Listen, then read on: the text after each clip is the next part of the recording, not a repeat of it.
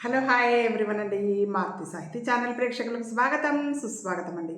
అంతా బాగున్నారా అండి? మేమంతా బాగున్నామండి. ఈరోజు మన మారుతి సాహితీ ఛానల్లో గణపతి స్వామి వారికి సంబంధించి గణేశాష్టకం విందామండి. వ్యాసకృతం. స్వామివారి ఆశీస్సులు మనందరికీ ఎల్లవెల్లలా ఉండాలని మనస్ఫూర్తిగా కోరుకుంటూ విందామా అండి గణేశాష్టకం. గణపతి పరివారం చారుకేయూరహారం గిరిధరవరసారం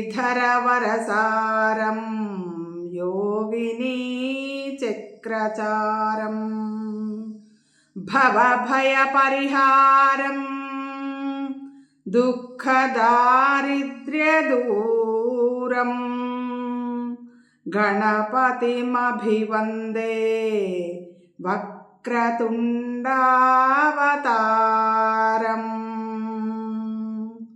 అఖిలమలవినాశం పాణినా హస్తపాశం కనకగిరినికాశం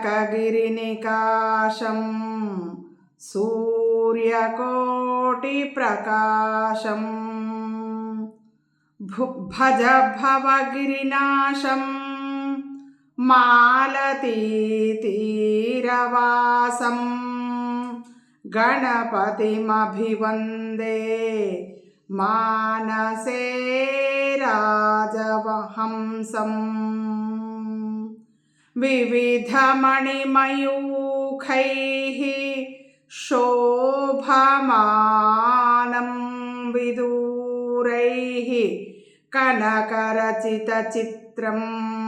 కంఠదేశే విచిత్రం దదతి విమలహారం సర్వదా యత్నసారం గణపతిమభివందే వక్రతుండావతారం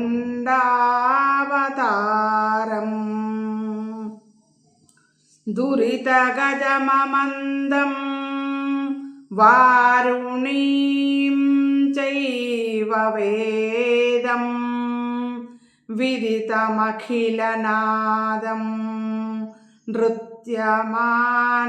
నృత్యమానందకందం దధతి శశిసువక్త్రం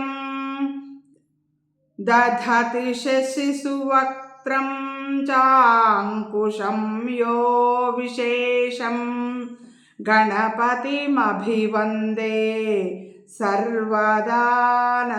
సర్వదానందకందం త్రినయనయుతఫాలే శోభమానే విశాలే ముకుటమణిసుఢాలే మౌక్తికానాం చ జాలే ధవళకుసుమమాలే యస్య శీర్ష్ణః సతాలే గణపతిమభివందే సర్వదా చక్రపాణిం వపుషి మహతి రూపం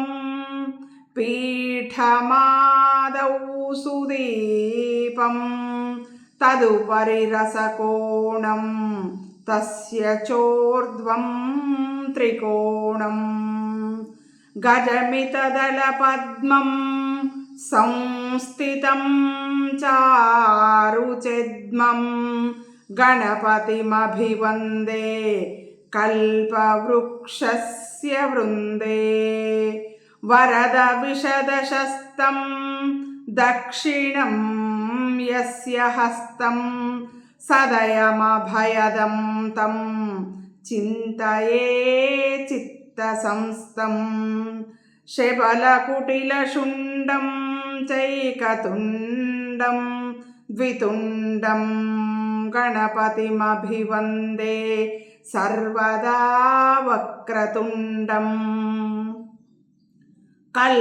కల్పద్రుమాదః స్థితకామధేనుః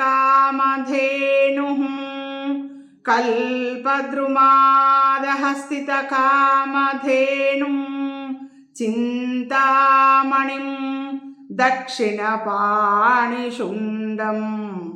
బిభ్రాణమత్యద్భుతచిత్రరూపం యః పూజయేత్తస్య సమస్తసిద్ధిః వ్యాసాష్టకమిదం పుణ్యం గణేశస్తవనం నృణాం పఠతాం దుఃఖనాశాయ విద్యాం సశిశ్రయమశ్నుతే.